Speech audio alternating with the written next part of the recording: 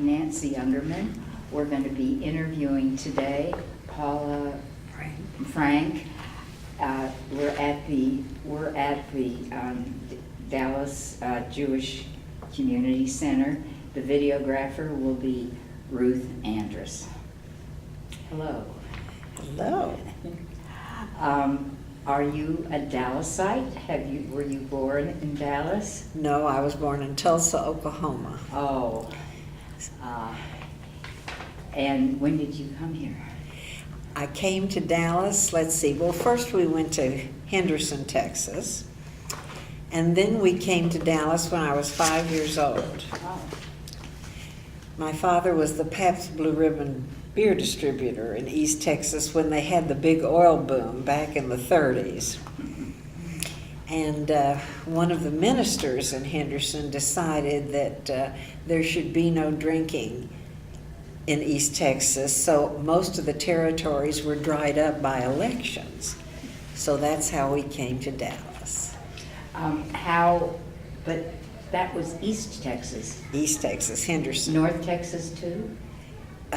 No, it was just East Texas. I see. And how long did you live? In Henderson? Yes. 5 years. So you came here 10 years old. You're practically a native.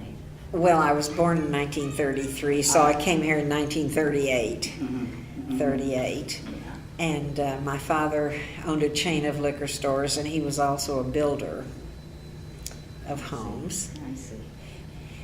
And I guess you want to know where I went to school. I went to Highland Park High School. I also went to Hockaday. I preferred little boys, so I got out of Hockaday and went back to Highland Park High School. And then I went to Northwestern and graduated from Northwestern. I see. Yes. Your mother and father, were they from the United States? Born in the United States? My mother was born in Boston, Massachusetts. Her family came in 1830 from Grodno, which at one time was Lithuania, at another time was Poland, and one time was Byelorussia. But her family had been in the grain business in Grodno. And half of them were so well-to-do they didn't want to leave when Frederick the Great came in. So my half of the family immigrated first to Krakow, where they were active in the university, believe it or not. I don't know how they did it, but they were active. Was Krakow Poland at that age? Yes, Yeah. Krakow was Poland at that time. And then they immigrated to South Africa, to Cape Town. The date on that? I really don't know. I really don't know. All I know is that they didn't like Cape Town for some reason, so they came straight to Boston. And they had an unpronounceable Polish name. So the inspector, or what would you call him, the officer, immigration officer, gave them the name of Porter, Porter. And one owned a dry goods store in Boston. And my grandfather felt it would be a good idea if they could learn watchmaking and be able to repair watches and sell watches in their dry goods store. So they sent him back to Europe, to Basel, Switzerland, for 2 years to learn watchmaking, and that's how he learned German in Basel, which was the German-speaking part of Switzerland. And then he came back and decided, since he knew German, he would go on to Missouri, to St. Joseph, Missouri, where they had a tremendous German population. And he had a dry goods store there. And then when the Indian Territory opened up, we're going way far back in history now. When the Indian Territory opened up, money was gushing from everywhere. So my grandfather decided, I'm going to go to Oklahoma. So he opened dry goods stores in Ada, Shawnee, Muskogee, and various small towns like that. And believe it or not, the squaws were so wealthy by that time, and the oil operators were so wealthy by that time, that my mother was doing a lot of buying in France and sold them Chanel's and Schiaparelli's. Isn't that a scream? Squaws wearing Chanel's and Schiaparelli's. But then the oil boom petered out completely. But a very handsome stranger had come into one of their stores who happened to be my father. And when the oil boom petered out, they closed all the stores. And my uncle said that East Texas was booming like crazy, 5 times bigger than the Oklahoma oil boom, and he should come and settle in East Texas. So my uncle was in Longview, but my father settled in Henderson, and that was when he opened up his beer distributorship. Now my father had a completely different story. He was born in a village south of Kiev, in a village called Slobodka, Slobodka, where they had had tremendous amounts of pogroms. His father came to America but went directly to Chicago, where an older brother had settled. And when he made enough money to bring the family over, he brought them over in 1908. My father, with his sister and their mother, came to join them in Chicago. And my father became a traveling salesman at that time. And that's how he met my mother, because he came in to sell her something. And that's how they met. And when the territory was dried up in East Texas, as I said, that was when we moved to Dallas and have been here ever since. That's a wonderful story. It's wonderful that you've been able to get the whole story. I was very lucky because my father's uncles were still living when I was a little bitty girl, and I loved history even then, so I used to quiz them constantly, and I would do the same with my mother's uncles, and that's how I found out the history. And I still love history to this day. It's my thing. Your mother's people, did they leave because of anti-Semitism? I'm not sure. I think they heard that America was a wonderful place to go to. And because of that, they left. I don't think they were doing well like their rich relatives were doing. So they came, or as I said, immigrated first to South Africa and then to Boston. Were they religious in the old country? I don't know. All I know is the ones that remained, who were very, very wealthy, wrote constant letters to the families here in Boston telling them what was going to happen in World War II and trying to figure out a way to get out. But they waited so long because they were so wealthy they couldn't get out, and they were destroyed.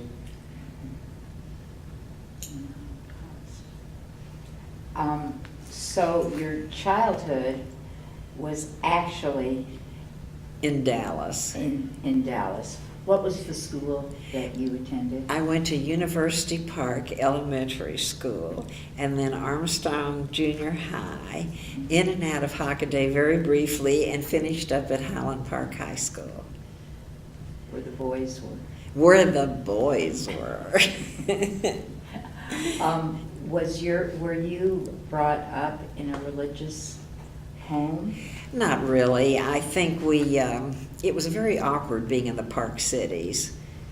My next question, was there any Oh yes, experience? oh yes. In the 4th grade, when I won the spelling bee, some child jumped up and said, "Paula Feldman cannot win the spelling bee because don't you know she's Jewish?"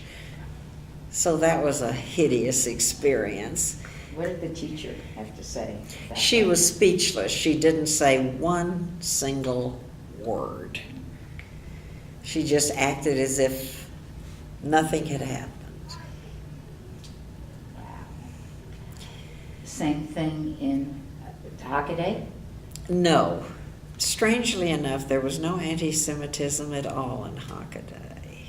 Not at all. But by that time, I had formed friendships with people who were amazingly high up socially who made their debuts.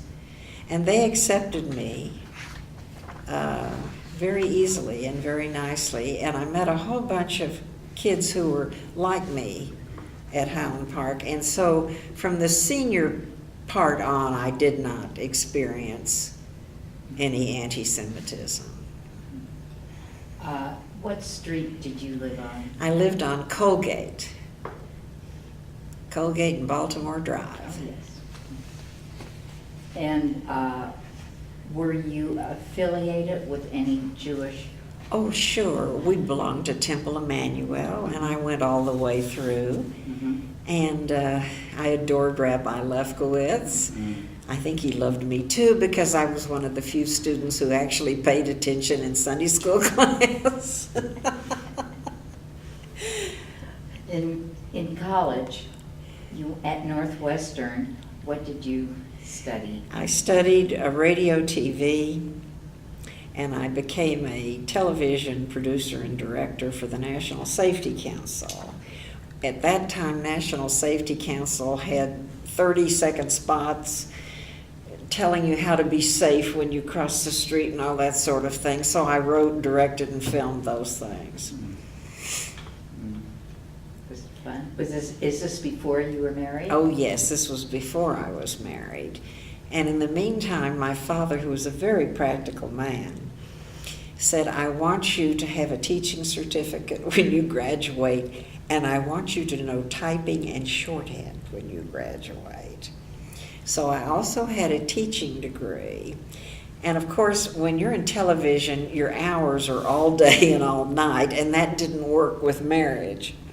So while my husband finished up his ophthalmology training in Chicago, I switched to teaching. And I taught in a parochial school, Catholic school, called Notre Dame de Nemours. Taught theater and English and history for the nuns. I was one of the few lay people there. And strangely enough, I was the one, since I was the only one that didn't have to go to chapel, I was the one who rang the Angelus bell to summon them all to prayer. And every time the priest would go by, he'd give me a big wink. When you met your husband, was it love at first sight?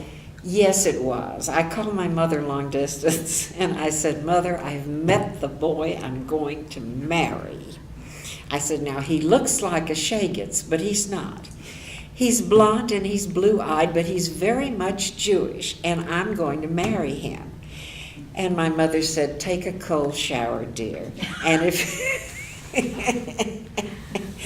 and she said, if you're still going to marry him in a month, let me know and I'll fly up for the opera season and get to meet him. So that's what happened.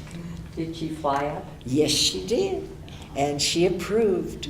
Mother always wanted me to marry a doctor.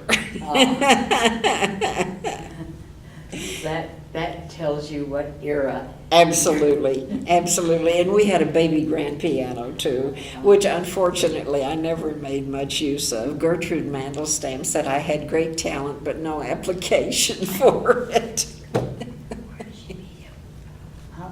Well, she met him when he came. Give us a review on where you met how your husband met you. I was dating a young man who was a cardiologist, a wonderful guy. He became chairman of Columbia Press Cardiology in New York City and also Northwestern.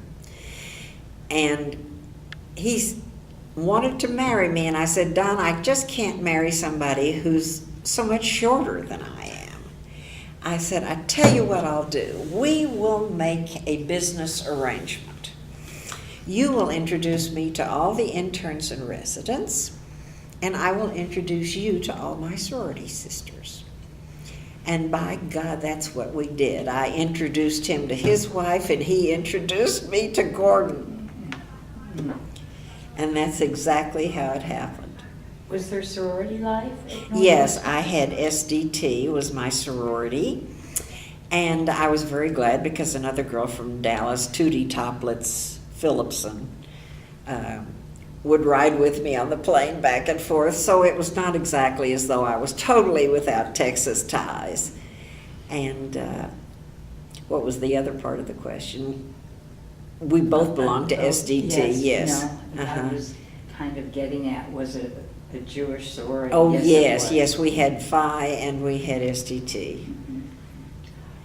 Are there any organizations that you work with or worked with, either in Dallas or Jewish? Yes, I worked for Herb Shore.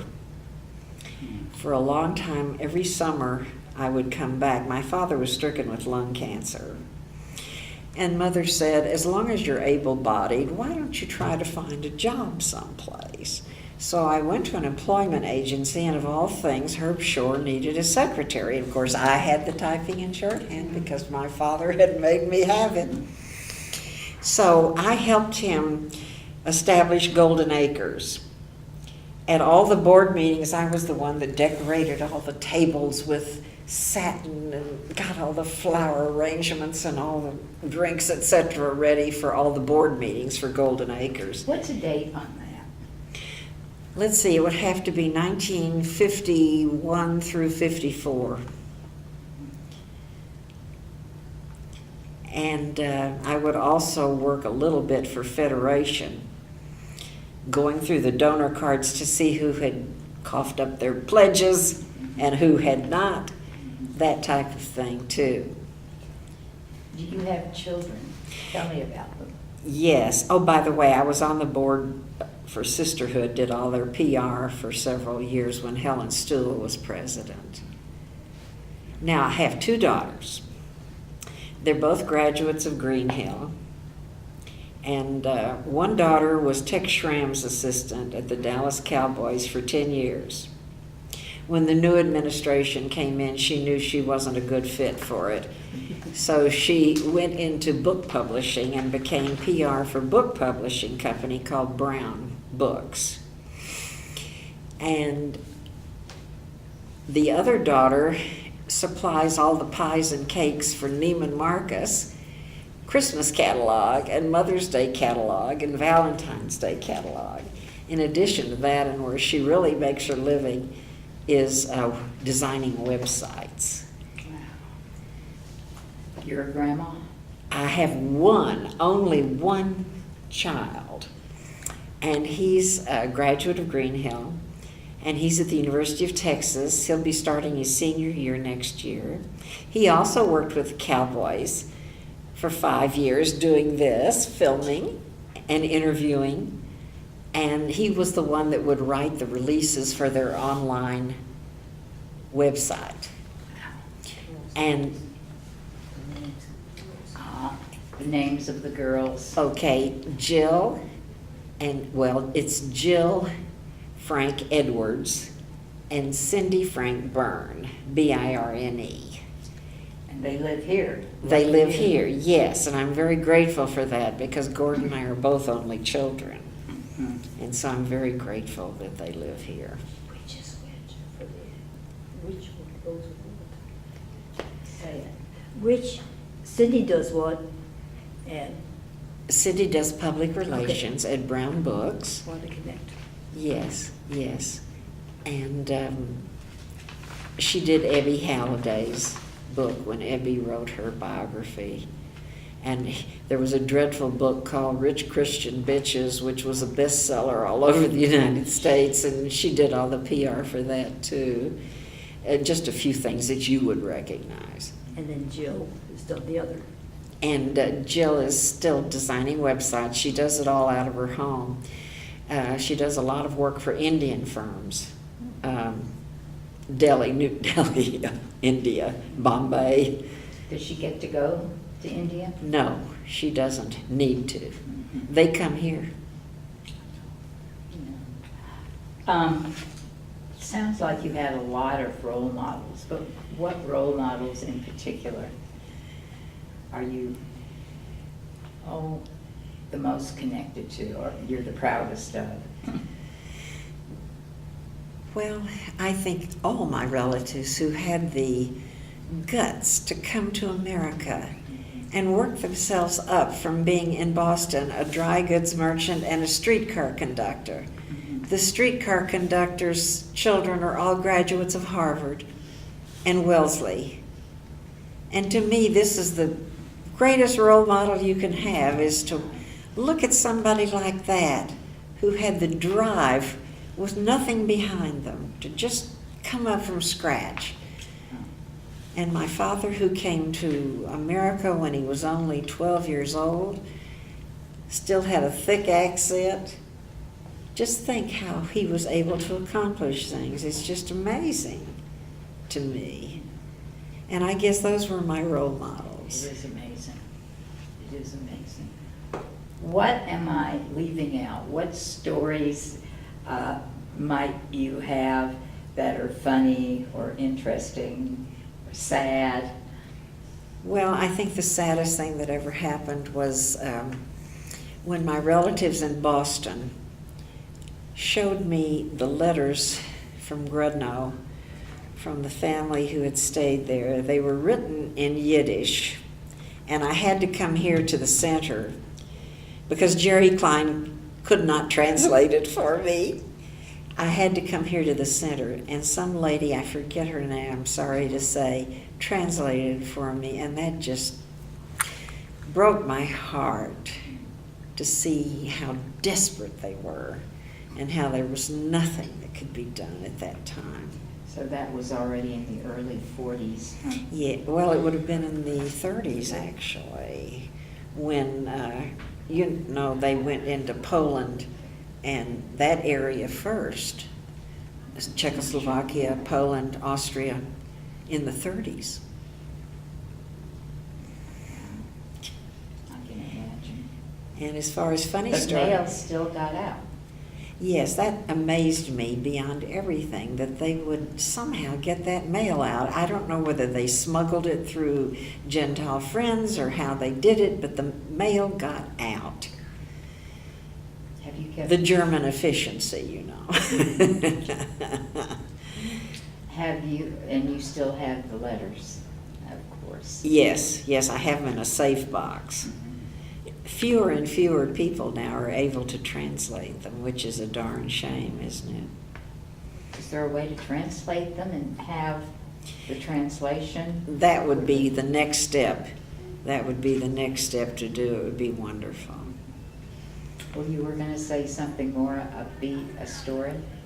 Oh, I think just the way I met my husband was funny enough. Now, he'll tell you all about his father.